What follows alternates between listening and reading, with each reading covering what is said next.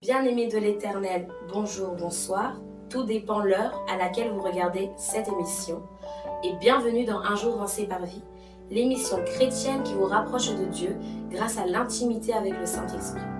Je suis heureuse de vous retrouver aujourd'hui avec mes sœurs Jari, Malou et Nelly. Bonjour. Bonjour. Nous commençons donc cette édition avec le JD Testimony.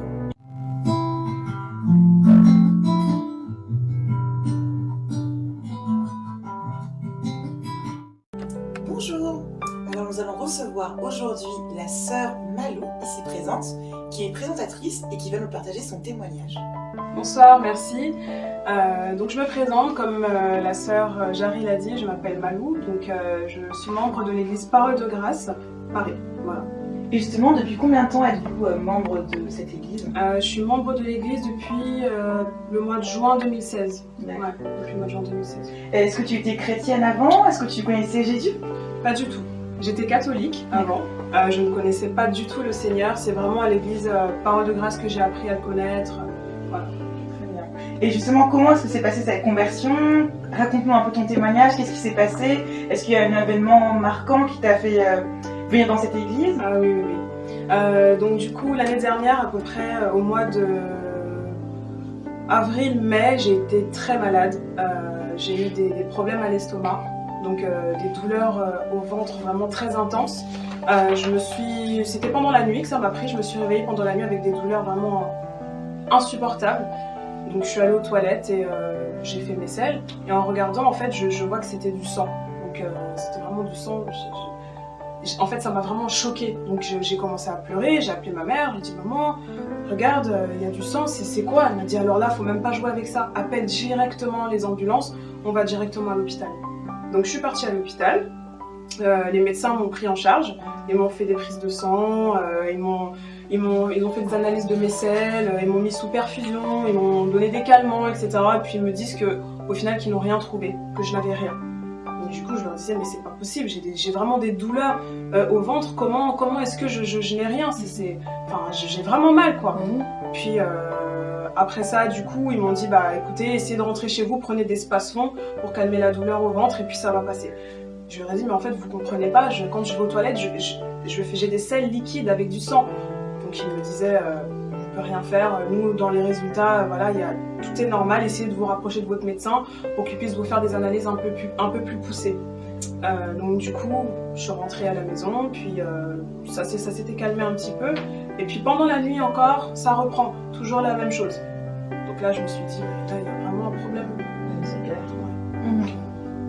Ouais. Et en fait, tu as passé, du coup, les urgences t'ont renvoyé comme ça chez toi, Ouais. et tu as passé la nuit comme ça dans la douleur, dans la souffrance. Exactement. Et qu'est-ce qui s'est passé par la suite ? Tu allais voir un spécialiste en plus des urgences Alors, du coup, j'étais vraiment dégoûtée des hôpitaux. Je me suis dit, là, je suis en train de souffrir, mais en fait, personne n'est capable de me prendre en charge, exactement, d'identifier la douleur. J'étais en arrêt maladie pendant 1 mois parce que j'étais vraiment dans l'incapacité de travailler. J'avais du mal à marcher, je marchais comme ça, je me pliais, j'avais vraiment très très mal au ventre. Puis il s'est avéré donc par la suite que j'ai fait des coloscopies, fibroscopies, voilà, tout ce genre d'analyse pour voir ce qu'il y avait dans l'estomac. Et puis il s'est avéré que j'avais des trous dans l'estomac. D'accord. Donc du coup, ouais. Alors, est-ce que ça c'était héréditaire ? C'est quelque chose que tu as eu avant ? Pas du tout. En fait, d'après ce que les médecins disent, c'était dû au stress. D'accord. Stress. Mais quel genre de stress peut provoquer des trous dans l'estomac quand même ? Je ne sais pas. Vraiment, je ne sais pas. Donc du coup, après ça, je me suis dit que là, vraiment, il faut que je fasse quelque chose. Étant donné que les hôpitaux n'étaient pas capables de me prendre en charge. Ma mère priait. Elle priait dans un groupe de maison avec Pasteur Jeannette. Donc du coup, elle m'a mis en contact avec elle. Elle a prié pour moi. Alors je ne connaissais vraiment pas le Seigneur. Donc elle a prié pour moi et puis elle me disait ça va aller ma fille, t'inquiète pas, tu vas voir, ça va aller, j'ai prié pour toi, ça va aller. Et c'est vrai que après qu'elle ait prié pour moi, je ressentais vraiment que les douleurs s'étaient vraiment diminuées. D'accord. Ça avait vraiment atténué les douleurs, j'avais encore mal, mais ça avait vraiment diminué. Et ensuite de ça, Parole de Grâce Paris a ouvert, entre guillemets, et ma mère me dit, écoute, viens à l'église, c'est une église évangéliste, viens. Du coup, c'était la première fois que tu allais dans une église. Exactement, c'est la D'accord, première fois que ça j'allais dans une église évangéliste. Elle me disait, oui, viens prier avec moi, tu vas voir, tu vas peut-être saisir ta guérison. Je disais, oh, non, moi, les églises évangélistes, ah non, je ne veux pas, je ne mets pas les pieds là-bas, je ne sais pas qui sont ces gens, je ne veux pas, c'est pas possible. Puis elle m'a pas forcé, elle m'a dit, d'accord, pas de problème. En fait, je souffrais, j'avais mal. C'est vrai que la douleur avait diminué, mais j'avais mal, en fait. Donc je me suis dit, bon, je vais à l'église juste pour voir, hein. Vraiment pour voir si cette histoire de guérison, c'est vrai, on va voir. Hein. Donc j'y suis allée, c'était un mardi, c'était la première fois que j'allais à l'église Parole de Grâce. Et puis ce jour-là, le pasteur a eu une parole de connaissance en disant, quelqu'un est venu aujourd'hui avec un mal d'estomac. Waouh. Moi je suis là, je regarde tout le monde, je me dis, c'est pas moi, j'espère. Et moi je suis une fille de base très timide, donc je me suis dit non, je peux pas me lever, c'est pas possible, je veux pas qu'il prie sur moi devant les gens, il est hors de question. Mais en fait, il y a une voix qui m'a dit, Malou, lève-toi, vas-y, il va prier pour toi, tu verras, ça va aller. Et avant, je ne savais pas, mais aujourd'hui, je sais que c'était le Saint-Esprit qui m'appelait, qui me demandait de me lever. Et j'ai obéi. Donc je me suis rapprochée du pasteur, il a prié pour moi. Et j'ai ressenti comme un soulagement, en fait. Comme si un poids s'était retiré de moi, exactement. Donc c'était instantané, en fait. C'est ça. Et après ça, je me suis dit, mais qu'est-ce qui se passe? Un phénomène que tu n'avais jamais Exactement, vécu. Jamais vécu ça. Voilà, la douleur s'était atténuée avec le pasteur Exactement. Jeannette, qui est un des Exactement. pasteurs de l'église Parole de Grâce Paris. Donc la douleur s'était atténuée, mais là tu te sens plus légère, vide, en fait. vidée, voilà, ce poids était parti sans que tu Exactement. puisses expliquer comment juste après la prière. Voilà. Et puis en rentrant chez moi, comme les douleurs elles me prenaient surtout la nuit, je me suis dit bon, je vais dormir et on verra. J'ai dormi comme un bébé, mais vraiment comme un bébé. Après combien de temps? Après des semaines et des semaines, j'ai dormi comme un bébé. Et jusqu'à aujourd'hui, bientôt 1 an, je vais très bien. D'ici quelques mois, oui. Donc, je vais très bien. Par la gloire de Dieu, je vais très bien. Amen. Ah, gloire à Dieu, le Seigneur soit béni. Ouais, ça donc. Et du coup, la question que je me pose, je me dis, bon, il y a certaines personnes qui arrivent dans des églises, qui reçoivent la réponse à leur questionnement, à leur recherche, à leur prière, voilà, merci Jean-Louis, et qui, une fois qu'ils ont reçu la réponse à leur prière, ils s'en vont en fait. Mais toi, qu'est-ce qui te fait rester dans l'église, à Parole de Grâce Paris en l'occurrence, qu'est-ce qui... Moi, je suis une fille, j'en veux toujours plus. Donc je me suis dit, Dieu m'a guéri, Dieu m'a délivré de cette souffrance. Je sais qu'il est capable de faire plus encore. Donc j'avais vraiment cette curiosité de connaître ce Dieu-là, ce Dieu qui m'a libérée, qui m'a guérie. Je me suis dit non, je veux apprendre à le connaître. Je veux vraiment lire sa parole, comprendre sa parole. Et voilà. Donc du coup, c'est vraiment ce qui m'a convaincue de rester, de prier. Et vraiment, je remercie le Seigneur. Vraiment. Et comment tu vis maintenant ta foi, du coup, ta foi chrétienne, ta marche avec le Seigneur, justement? Ah, mais je la vis très bien. Je la vis vraiment très bien. Il y a un avant et un après, maintenant. Non, mais après, Une nouvelle Malou. Voilà, exactement. Dans ma vie personnelle, je suis vraiment très épanouie. Même mon entourage le remarque que j'ai beaucoup changé. J'ai une joie de vivre que j'avais pas avant. Et vraiment, je remercie Dieu parce que il m'a vraiment changé. Il m'a changé, je suis vraiment une nouvelle personne, en fait, je suis vraiment née de nouveau, comme on dit, et je remercie vraiment Dieu tous les jours pour ce qu'il fait, tous les jours pour ce qu'il me donne, et voilà, j'encourage vraiment toutes les personnes qui sont dans cette situation, qui ont des douleurs comme ça, qui sont mal, vraiment priez Dieu, il l'a fait pour moi, il le fera pour vous. Amen. Amen. En tout cas, merci Malou pour ce beau témoignage. Eh ben merci à vous. Voilà. J'espère que les bien-aimés vont être encouragés. Et on passe tous par des moments difficiles, mais il faut vraiment en fait garder en tête qu'il y a un Dieu et la prière. Que les parents prient pour nous, c'est très bien, mais il faut aussi prier pour soi-même. Exactement. Donc être toujours avec des paroles en fait, et surtout une pensée positive. Oui, parce que en fait, ça permet d'éprouver la foi. Oui. Et sans la foi, en fait, on ne peut rien faire. Exactement. Donc on sait que notre Dieu, il agit toujours, et il est capable de changer la situation, la tienne, la vôtre aussi. Donc voilà, moi je vous encourage toujours à garder espoir et avoir la foi en Dieu parce qu'on sait qu'il agira certainement. Amen. Amen, amen, amen.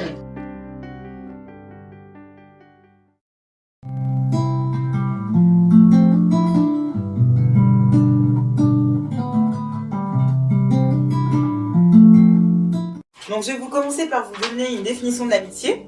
Donc l'amitié, c'est une affaire de loyauté. Dans Proverbe 17, on nous dit « L'ami aime en tout temps, et dans le malheur, il se montre un frère. » Donc c'est pour ça en fait qu'il faut vraiment bien choisir ses amis, parce qu'un ami en fait doit être là quand ça va, mais aussi en fait quand ça va pas, il doit être aussi un soutien. Je vais aussi appuyer mes propos par cette autre parole de la Bible, donc Timothée 2,22, et qui nous dit bien « Choisissez des amis qui aiment le Seigneur et dont le cœur est pur. » Donc, il est vrai que la Bible dit dans 1 Corinthiens 15, 33, « Ne vous y trompez pas, les mauvaises compagnies corrompent les bonnes mœurs. » Et c'est vrai qu'un jour, un homme de Dieu m'a conseillé d'avoir un partenaire de prière, un partenaire qui va me pousser à prier, à développer cette intimité avec Dieu. Et donc on voit bien que là il y a un choix dans notre amitié, dans nos compagnies en fait. Et plus en fait on a une bonne compagnie, et plus on devient, je pense, une bonne personne.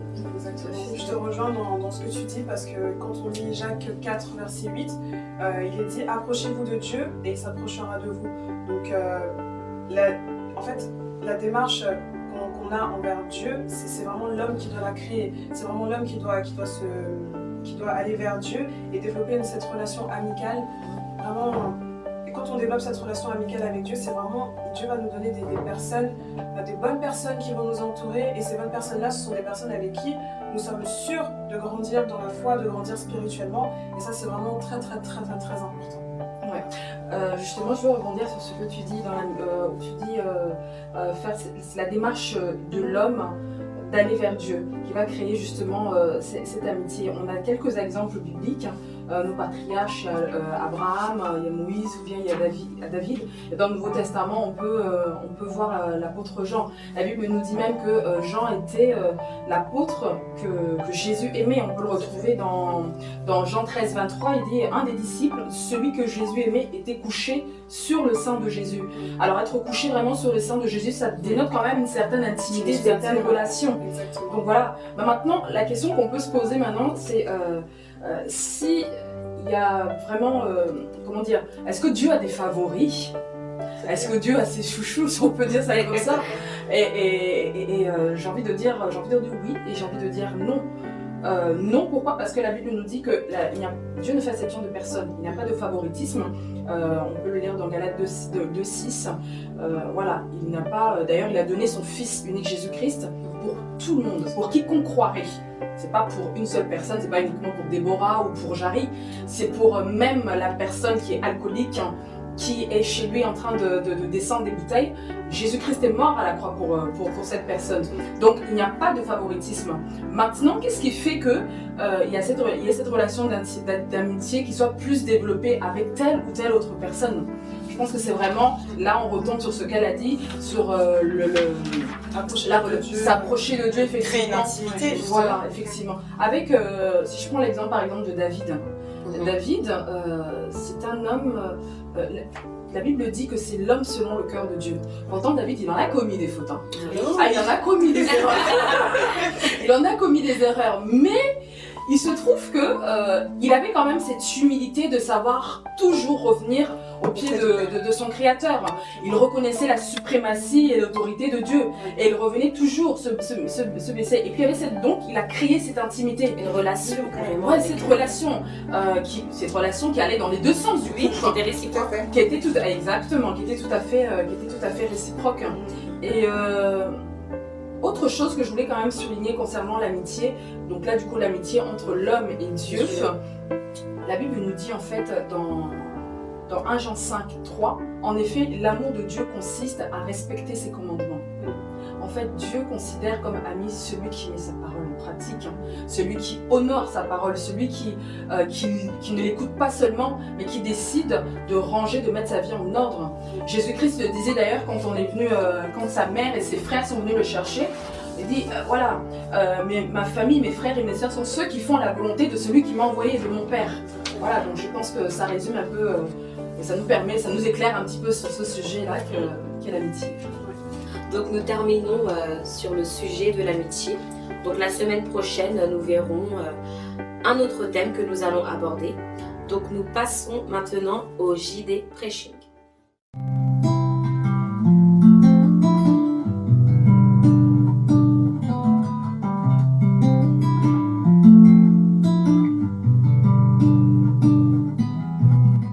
Bienvenue dans le JD Preaching. Aujourd'hui, je voudrais partager avec vous un thème que nous avons abordé lors d'un de nos cultes dominicaux à l'église Parole de Grâce à Paris. Donc le texte de référence se trouve dans le livre d'Apocalypse chapitre 3, versets 14 à 22. Je vous invite à le lire avec moi. Écrit à l'ange de l'église de Laodicée. Voici ce que déclare l'Amen, le témoin fidèle et véritable, qui est à l'origine de tout ce que Dieu a créé. Je connais ton activité. Je sais que tu n'es ni froid ni bouillant, si seulement tu étais l'un ou l'autre. Mais tu n'es ni bouillant ni froid, tu es tiède, de sorte que je vais te vomir de ma bouche. Tu dis, je suis riche et j'ai fait de bonnes affaires, je ne manque de rien. En fait, tu ne sais pas combien tu es malheureux et misérable. Tu es pauvre, nu et aveugle. C'est pourquoi je te conseille d'acheter chez moi de l'or purifié au feu pour devenir réellement riche. Achète aussi des vêtements blancs pour t'en couvrir et n'avoir plus honte de paraître nu, ainsi qu'un remède pour soigner tes yeux et leur rendre la vue. Je réprimande et corrige tout ce que j'aime. Fais donc preuve de zèle et change de comportement. Écoute, je me tiens à la porte et je frappe. Si quelqu'un entend ma voix et ouvre la porte, j'entrerai chez lui, je prendrai un repas avec lui et lui avec moi. À ceux qui auront remporté la victoire, j'accorderai le droit de siéger avec moi sur mon trône. Tout comme moi, après avoir remporté la victoire, je suis allé siéger avec mon Père sur son trône. Que chacun, s'il a des oreilles, écoute bien ce que l'Esprit dit aux églises. Amen. Au travers de ce passage, le révérend Dr Jacques Mallouma a traité le sujet du mélange, plus précisément l'horreur du mélange. Certains chrétiens associent deux cultures, deux modes de vie. Ils entachent leur foi chrétienne et leur marche chrétienne avec des habitudes qui sont complètement mondaines. Donc je m'explique. Par exemple, certains d'entre nous, enfants de Dieu, ne trouvent aucun problème, aucun mal à écouter une musique qui est inspirée par une personne qui n'appartient pas à Christ. Certains d'entre nous ne trouvent rien à redire sur l'habillement de certains chrétiens ou de certaines chrétiennes. Nous banalisons certaines choses qui sont en horreur à notre Dieu. On peut parler de la consommation d'alcool. Il y a plusieurs sujets qu'on peut aborder. Et je sais que ce sont des sujets qui portent à débat. Mais si nous nous appuyons strictement sur la parole de Dieu, en l'occurrence sur ce passage, nous avons de quoi nous remettre en question, mes bien-aimés. Donc Dieu nous a choisis pour être totalement à lui. Il a horreur du mélange. Donc ne prenons pas le risque, les amis, d'être rejetés par Dieu à cause des raisonnements qui sont purement et simplement humains. Donc, je vais m'arrêter là pour aujourd'hui. Je vais vous laisser découvrir en images quelques séquences de la prédication et on se retrouve juste après. C'est une église qui mélange tout. C'est une église qui, ni froid, ni bruyant, tiède. Et Jésus avertit que je te vomirai. Jésus dit, mais vaut mieux que tu sois froid. On peut te chauffer pour que tu deviennes chaud. Ou bien que tu sois chaud, comme on veut que tu deviennes chaud. Mais si tu es au milieu, on ne connaît pas ta nature. Alléluia. Et ça, mes amis, suivez-moi attentivement, c'est un mélange, c'est un poison que Dieu déteste. Dieu n'aime pas le mélange dans la vie des enfants de Dieu. Lundi, le dimanche, tu es chrétien de 10h à 13h. Quand le culte te termine, juste dans le parking, tu deviens païen. Le samedi soir, tu l'as passé dans des boîtes de nuit, en train de danser. Tu te rappelles le matin, comme c'est dimanche, on doit aller à l'église, tu viens à l'église. Ce mélange-là détruit. Ce mélange-là, Dieu n'accepte pas cela. Tu écoutes un peu la musique chrétienne, après tu écoutes un peu la musique du monde. Je parle à quelqu'un ici. Je parle à quelqu'un ici. Ce mélange-là détruit l'église de Jésus-Christ de Nazareth. Tu connais tous les versets de la Bible, tu connais aussi tout ce qui se passe dans le monde, tu en parles. Quand tu racontes, tu dis mais c'est pas possible. Est-ce que ces frères est chrétiens ou pas? Cette sœur est chrétienne ou pas? Le mélange est un poison que Dieu ne supporte pas. Écoutez mes amis, je vous parle de l'amour du Seigneur Jésus-Christ ici. Un chrétien ne doit jamais mélanger sa vie. Ou tu es froid, ou tu es chaud, mais pas tiède. Dieu dit, je vais te vomir de ma bouche. Je parle à quelqu'un. Tu parles la langue dans l'église, mais quand on t'entend insulter les gens dehors, les gens sont choqués, se demandent, mais est-ce que cette personne-là a vraiment pris Jésus-Christ? Est-ce que c'est une chrétienne? Ce mélange tue. Dieu, écoutez mes frères et sœurs, Dieu déteste ce mélange. La Bible dit ceci: une source d'eau douce ne peut pas produire à la fois de l'eau douce et de l'eau amère. Je parle à quelqu'un ici là. C'est le temps de choisir son camp. J'enseigne ces choses. Je le dis parce que Jésus-Christ est à la porte. Malheureusement dans l'église, beaucoup d'enfants de Dieu sont dans le mélange. Un peu le monde, un peu l'église.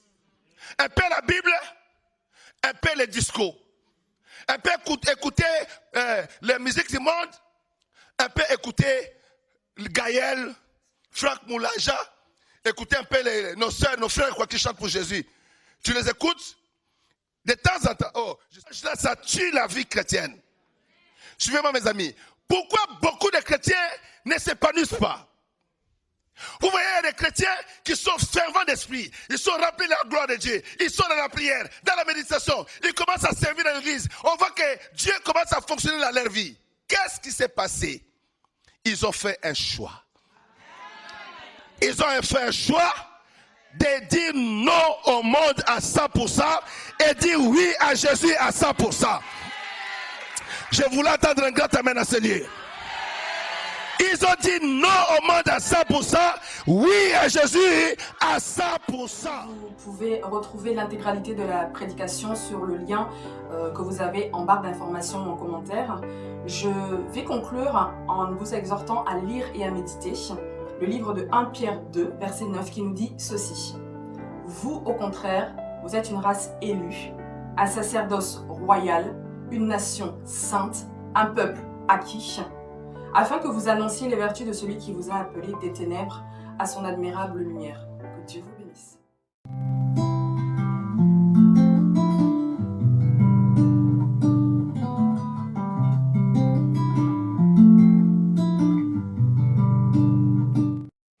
C'est l'heure du JD News. Aujourd'hui, j'ai de grandes nouvelles à vous annoncer. L'Église Parole de Grâce Paris vous invite à 3 jours de séminaire à l'occasion de son anniversaire. En effet, Parole de Grâce Paris fête ses 1 an. Le séminaire se déroulera du vendredi 17 au dimanche 19 mars prochain au 17 boulevard de la Libération à Saint-Denis. Nous aurons pour thème la puissance de la croix de Jésus-Christ et le sous-thème Action de grâce pour toutes les bontés de l'Éternel. En même pas 1 an, l'Église Parole de Grâce Paris a énormément grandi, en nombre de personnes, mais surtout au niveau spirituel. Au travers des différents événements, tels que les nuits de prière, les retraites, les marathons de prière, les conférences, les baptêmes, l'Éternel a vraiment visité son peuple. Alors nous vous encourageons à bloquer vos agendas à ces dates parce que ça va être vraiment un moment très glorieux en présence de notre Seigneur Jésus-Christ. Deuxièmement, le ministère Femmes Affranchies organise sa 13e méga conférence de retraite internationale du 30 juin au 2 juillet au Canada à Toronto. Vous pouvez aussi commencer à contacter nos équipes. Pour plus d'informations ou pour vous enregistrer, appelez-nous aux numéros qui sont affichés au bas de l'écran. Shalom et bien-aimés, soyez bénis. L'émission est maintenant terminée. Merci les filles pour votre participation. Merci Déborah. Merci à l'équipe technique. Merci à vous qui avez suivi ce programme. Nous espérons que vous avez passé un moment agréable. Soyez bénis.